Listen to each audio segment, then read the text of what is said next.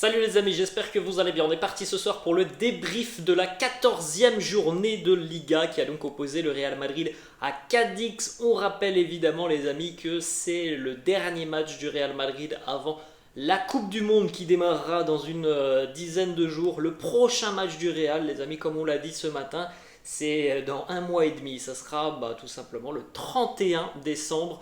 Donc n'hésitez pas à profiter de ce dernier débrief. Vous aurez l'opportunité demain tout au long de la journée de le retrouver parce qu'il va sortir évidemment un petit peu tard étant donné l'horaire de la rencontre qui a démarré à 21h30. C'était un match très important les amis puisque le Barça avait mis la pression sur le Real. On savait aussi que ça allait être un match compliqué par rapport à l'état de forme des merengues et par rapport aussi cette équipe de Cadix que l'on connaît. Ça s'est avéré être une rencontre disputée et le Real a tout de même répondu au cours de cette rencontre. Victoire pour les merengues, 2-1, un but d'Eder Militao à la 40e, encore une fois un but de la tête, c'est important tout de même pour Eder Militao qui a été buteur en début de semaine face au Rayo Vallecano, qui avait aussi offert la victoire il y a quelques semaines lors d'un derby face à Retafe, je ne sais pas si vous vous en souvenez, sur corner. Une nouvelle fois là de la tête, Eder Militao qui vient ouvrir le score un petit peu avant la mi-temps. Vraiment un but très important parce que la première mi-temps a été tout de même compliquée pour les merengues, compliquée dans le sens où cette équipe de Cadix a quand même plutôt bien défendu. Il n'y a pas eu énormément d'occasions franches en première mi-temps. Et c'est vrai que juste avant la mi-temps, ça a fait quand même beaucoup de bien aux merengues d'ouvrir le score. Et on l'a vu sur le début de seconde mi-temps.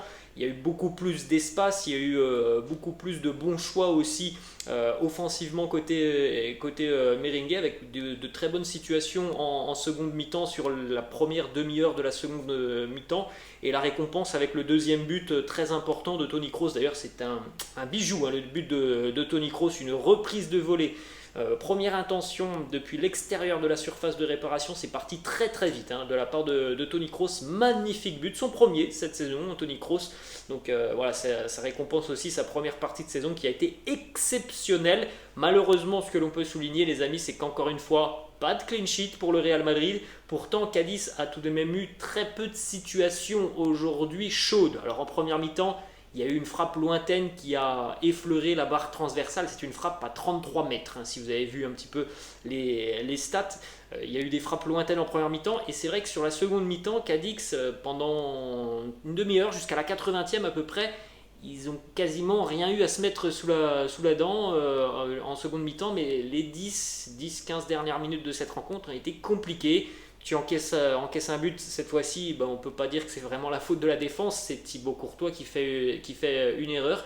Et tu souffres jusqu'à la 94e avec cette tête là sur cette ouverture magnifique d'Alvaro Negredo qui aurait pu véritablement faire très mal au merengue. Ça aurait pu faire 2-2 à la 94e. Donc voilà, la gestion de la fin de match a été un peu problématique après les amis. Bon, on va pas faire la fine bouche par rapport à ce que l'on a vu depuis quelques matchs côté merengue. Ça fait du bien de terminer comme ça cette belle année 2022. Tout de même, on se reverra maintenant dans un mois et demi pour le prochain match et puis ça permet au Real de recoller à 2 points du Barça, donc c'est tout de même positif face à un adversaire qui a bien haché le jeu en première mi-temps, beaucoup de fautes, un arbitrage particulier en première mi-temps parce qu'il me semble quand même que sur la faute sur Rodrigo ça doit être carton rouge et je pense que le match aurait été beaucoup plus simple en ayant Fadi expulsé à la demi-heure de jeu. Bon, l'arbitre et la VAR n'ont pas décidé de donner un rouge à Fadi, chose très surprenante parce qu'il me semble quand même qu'il y a un gros coup de coude sur Rodrigo. Bon, ça n'a pas été revu par la vidéo, c'est très surprenant. En tout cas, c'est une belle victoire côté merengue parce qu'il y avait une pelouse très compliquée. Là, j'ai pu le voir de mes yeux. La pelouse du Bernabéu est catastrophique. Pourtant, elle a été changée il y a un mois et demi.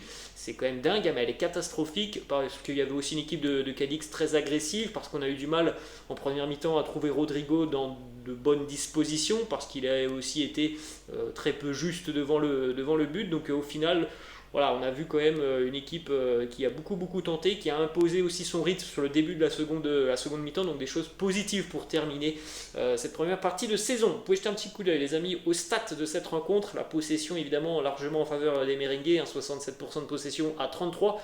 18 tirs à 10 pour le Real. Alors on a 5 tirs cadrés pour les merengues, 5 tirs cadrés pour Cadix. Les 5 tirs cadrés des Andalous ont lieu en seconde mi-temps, hein, il faut le dire. Et il y en a deux d'ailleurs, hein, de tirs cadrés sur la situation qui amène le but pour Cadix. Sinon, voilà, ils n'ont pas non plus énormément d'occasions franches, hein, du côté des Andalous, mais c'est véritablement dommage, hein, de ne pas conserver, encore une fois, un clean sheet sur ce genre de rencontre. Vous pouvez jeter un petit coup d'œil, les amis, à la composition d'équipe de Carlo Ancelotti. On retrouverait donc évidemment Thibaut Courtois dans les buts, David Alaba et Militao en charnière, Ferland Mendy côté gauche, Lucas Vazquez côté droit, Tchouaméni, Kroos, Modric au milieu de terrain, Vinicius, Rodrigo et Fede Valverde. On va donc démarrer, les amis, avec Thibaut Courtois, auteur d'une prestation solide jusqu'à la 82e minute, hein. Malheureusement, c'est une grossière erreur de Thibaut Courtois. Déjà en début de semaine face au Rayo Vallecano, je trouvais que son positionnement était très limite sur le deuxième but du Rayo. Bon, bah là, franchement, les amis, c'est une erreur de Thibaut Courtois qui relâche un ballon, chose qui ne lui arrive que très rarement, hein, quasiment jamais. Donc bon, bah, c'est comme ça, hein, c'est malheureux surtout pour lui qui ne va pas conserver de clean sheet. Après, on sait très bien que Thibaut Courtois a été monstrueux et est monstrueux depuis quasiment 2 ans maintenant. Ça peut arriver, hein, un petit coup de mou, une petite erreur, ça lui est arrivé ce soir avec ce ballon relâché. Sinon, il y a eu des arrêts en seconde mi-temps de la part de Thibaut Courtois, qui en général n'étaient pas des arrêts hyper compliqués, mais malheureusement il y a cette erreur qui lui pénalise en fin de rencontre. La charnière à la bas, Militao, je l'ai trouvé tout de même assez solide. Les situations que se sont créées les joueurs de Cadix, surtout sur la première mi-temps, ont été sur des frappes lointaines. En seconde mi-temps, c'est parfois le repli défensif qui était un peu handicapant pour les Merengues, mais la charnière a été très solide. Encore une fois, j'ai trouvé le match de Militao vraiment dans la prestance, et il a une âme de leader, de patron. Eder Militao, il est de nouveau buteur, ça c'est quelque chose d'important parce que c'est un atout, hein, offensivement, de la tête. Troisième but cette saison de la tête pour Eder Militao en Liga, et surtout défensivement il a toujours cet impact sur les attaquants adverses qui est très pesant. J'ai bien aimé aussi David Alaba dans son association, avec pas mal d'anticipation de la part de l'Autrichien. En ce qui concerne les deux latéraux, les amis, Ferland Mendy, comme on l'a souligné lundi, ça avait été catastrophique pour Ferland Mendy. Aujourd'hui on l'a retrouvé à un niveau habituel, hein. Voilà, c'était un match très sérieux de Ferland Mendy, avec de la projection offensive, quelques petites hésitations parfois, mais voilà, c'est le monde et la nuit entre le match de lundi de Mendy et le match d'aujourd'hui. Comme on l'a dit, lundi, malheureusement, tout le monde est passé à côté. Aujourd'hui, on a retrouvé un Ferland Mendy plus que solide défensivement. Et visiblement, bon, le fait de ne pas être appelé en équipe de France ne l'a pas beaucoup, en tout cas, ne l'a pas perturbé sur cette rencontre. De l'autre côté, Lucas Vazquez, les amis, alors vous connaissez, je pense, hein, mon avis sur Lucas Vazquez. J'en parle régulièrement lorsqu'il est amené à jouer. Moi, c'est pas forcément le profil que j'aime beaucoup. Lucas Vazquez, je trouve qu'il y a des lacunes côté droit de la défense merengue. Alors aujourd'hui, j'ai beaucoup aimé la disponibilité et le nombre de ballons joués par Lucas Vazquez. On l'a beaucoup vu offensivement, mais ça reste trop brouillon. C'est franchement un joueur qui a beaucoup de déchets, Lucas Vazquez. Et c'est pour ça, hein, que franchement, on n'a pas vraiment une assurance tout risque côté droit du Real. Lucas Vazquez ou Dani Carvajal, il est capable du pire comme du meilleur. On l'a vu être très bon cette année, on l'a vu aussi être très mauvais. Donc c'est vraiment un dossier qui me semble important, ce dossier du latéral droit. En tout cas, Lucas Vazquez, très disponible, beaucoup de ballons, beaucoup d'appels, de courses, beaucoup de centres aujourd'hui, mais il y a quand même beaucoup de déchets de la part de Lucas Vazquez. En ce qui concerne le milieu de terrain, les amis, enfin on a retrouvé un vrai visage du milieu de terrain merengue, certainement aussi parce qu'on a retrouvé Toni Kroos, hein, qui était absent notamment lundi face au Rayo. Le match de Kroos est exceptionnel, les statistiques sont monstrueuse encore une fois pour Toni Kroos en termes de ballons récupérés, de précision de passe vers l'avant. C'est lui qui donne la passe décisive à Eder Militao en première mi-temps. Le match a été énorme dans la régulation au milieu de terrain de la part de Toni Kroos. Très belle prestation aussi pour Aurélien Tchouaméni. Visiblement, comme on l'a dit ce matin, lorsque Kroos est à côté de lui, c'est pas le même Tchouaméni que l'on a, et on l'a vu aujourd'hui beaucoup plus à l'aise, aussi face à une équipe de Cadix très défensive, mais beaucoup plus à l'aise dans ses transmissions. Il était beaucoup plus juste, il a perdu très peu de ballons, pas mal de projections vers l'avant. Ça, c'est le Tchouaméni que l'on veut voir évidemment à tous les matchs. Gros match aussi pour Luka Modric avec pas mal d'efforts défensifs, des ballons grattés défensivement. Il a raté un immanquable en seconde mi-temps sur une offrande de Vinicius qui avait fait un travail exceptionnel. C'est malheureux parce que voilà, sur cette situation, ça méritait vraiment le troisième but. Hein.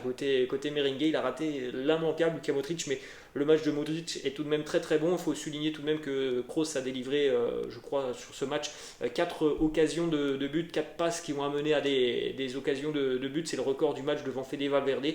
Luka Modric a été tout de même très très juste, très juste aujourd'hui. Et en ce qui concerne les attaquants, très bon match de Vinicius. Alors Vinicius, il a fait de grosses différences. Encore une fois, en première mi-temps, les amis, il y a des fautes qui, franchement, sont aberrantes. Comment l'arbitre ne peut pas sortir de carton pour Cadix plus tôt dans cette rencontre, c'est quand même stupéfiant parce qu'il prend des coups qui sont vraiment vilains, Vinicius, et c'est quasiment à tous les matchs que c'est comme ça, donc ça devient compliqué pour lui parce que voilà, il est ciblé, il prend beaucoup de coups, mais il a fait quand même de bonnes différences, Vinicius, aujourd'hui, notamment sur la seconde mi-temps. Fede Valverde aussi était très actif, peut-être un peu de déchet de la part de Fede.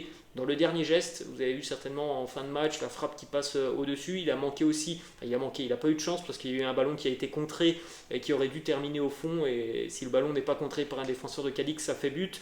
Mais peut-être un tout petit peu de déchet dans le dernier geste de la part de Fede Valverde. Rodrigo, a été compliqué pour Rodrigo. J'ai toujours du mal à l'imaginer comme un vrai numéro 9. Hein. Rodrigo, on le trouve encore peu dans de bonnes situations et en plus de ça, il est très peu efficace hein, devant le but sur cette rencontre. En général, ce sont des gros ratés de la part de Rodrigo, ça passe très loin du but souvent, donc c'est un peu compliqué pour lui.